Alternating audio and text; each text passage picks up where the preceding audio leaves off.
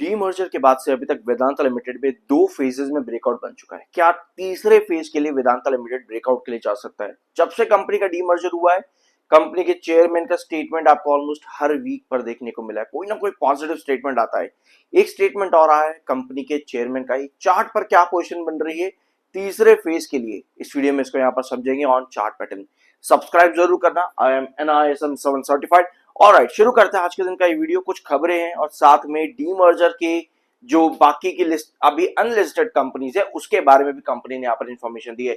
Vedanta group यहाँ पर total 4 companies list करेगा। वेदांता लिमिटेड ऑलरेडी लिस्टेड है, आपको मालूम होगा इस बारे में। $20 बिलियन का इन्वेस्टमेंट टोटल यहाँ पर हो जाएगा इन 4 कंपनीज के साथ में। अब बिजनेसेस के बारे में भी कंपनी ने यहाँ पर मेंशन किया है, जैसे एल्यूमिनियम बिजनेस में कंपनी की ग्लोबल लीडरशिप है।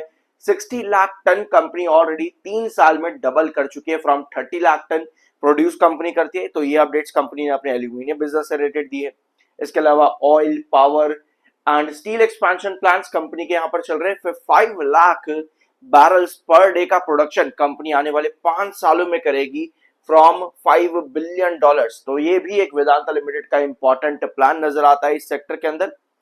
और साथ में अगला आता है आपके पास में residual Vedanta to retain zinc and critical minerals. तो ये कंपनी ने और अपने पावर सेक्टर में 20,000 मेगावाट तक भी कंपनी यहां पर जाएगी। और करंटली कंपनी 4,000 मेगावाट प्रोवाइड करती है ब्राउन फील्ड प्रोजेक्ट से। ऑलराइट, तो ये कंपनी ने अपने बिजनेस के बारे में रिसेंटली बताया है। और साथ में आपको ये चीज और पता होनी चाहिए कि अगर आप इसके डीमर्ज स्टॉक्स के लिए रिकॉर्ड डेट से पहले इन्वेस्टेड तो और अगर आप एलिजिबल हैं तो अगले महीने तक आपको ये सेपरेट कंपनीज मार्केट में आती देखने को मिल जाएंगी। ऑलराइट, लिस्ट होती देखने को ओवरऑल मिलेगी। इसके साथ में कंपनी में कल के दिन एक अपडेट आई थी जहां पर वेदांता लिमिटेड में ICRA ने अपनी रेटिंग्स जो है अपग्रेड करी है। AA स्टेबल और AA नेगेटिव स्टेबल की रेटिंग यहां पर दी है। बैंक गारंटीज रेटिंग होती है ये, और आपके क्रेडिट रेटिंग होती है। मतलब कि अगर कंपनी बोरो करती है तो कंपनी के पास एडिक्वेट अमाउंट है उसको वापस से री फाइनेंस करने के लिए या फिर उसको रीपे करने के लिए। Vedanta aluminium and TSPL company ने यहां पर रेटिंग्स मिली है ICRA से। टेक्निकली 67.5 पर आपका MFI है, 35.6 पर आपका RSI है। सो अब आते हैं आपके चार्ट पर। टोटल 2 फेजेस के अंदर ब्रेकआउट अभी तक वेदांता लिमिटेड ने आपको यहां पर दिया है। 290 और 332 ये 2 इंपॉर्टेंट लेवल्स रहे हैं जब से कंपनी का डीमर्जर हुआ उसके बाद से। 290 पर आपका पहला ब्रेकआउट मिला था।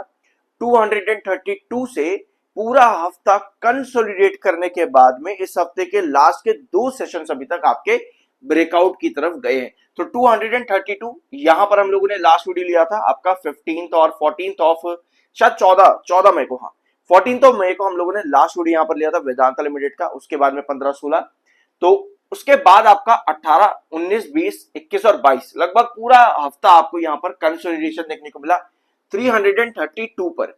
अब 332 पर ही एग्जैक्टली आपका 7 EMA भी ट्रेड कर रहा था। 7 EMA के ऊपर बने रहना अच्छा साइन होता है, उसके नीचे अगर करेक्शन दे रहा है दैट मींस कि बेयर सिग्नल कहीं ना कहीं है। सो 14 मई जब हम लोगों ने लास्ट वीडियो लिया था यहाँ पर, उसके बाद में एक बुलिश इंगल्फिंग कैंडल क्रिएट करके वापस कंसोलिडेशन फेज पर लगा वेदांता लिमिटेड 332 पे, और पिछले 2 सेशन में ब्रेकआउट कन्वर्ट किया है यहाँ पर। सो 2 फेजेस पे आपका ब्रेकआउट यहाँ पर ऑलरेडी बन चुका है। अब क्या तीसरे फेज के ब्रेकआउट के लिए हम जा रहे हैं? सो इसके लिए आपको देखना पड़ेगा थोड़ा सा लॉन्ग टर्म चार्ट पैटर्न यहाँ पर। So long term chart pattern पे ये बड़ी वाली आप लाइन देख रहे हो यहाँ पे, ये है 261 का प्राइस, और आपकी जो क्लोजिंग आई है 254.70 पर आई है। यानी कि कल का सेशन, सबसे पहले तो यहाँ पर ये देखना जरूरी है कि कल का सेशन क्या लेकर के आएगा वेदांता लिमिटेड के अंदर, क्योंकि यहाँ पर आपके पास एक बड़ी कैंडल खड़ी है। इसके पीछे अगर आपको देखना है तो भैया आपको बहुत ज्यादा पीछे आना पड़ेगा, यानी कि कंपनी के 2025 के मिड में जाना पड़ेगा 260 देखने के लिए। ऑलमोस्ट 1 साल पहले अप्रैल और मई के महीने में ही, जहां 261 आपको एक इंपॉर्टेंट ट्रेंड नजर आता है। सो मुझे पर्सनल लगता है कि थर्ड ट्रेंच के ब्रेकआउट के लिए अगर company third phase of breakout के लिए जाती है तो यहां पर आपका इंपॉर्टेंट ट्रेंड आ रहा है 261 पे।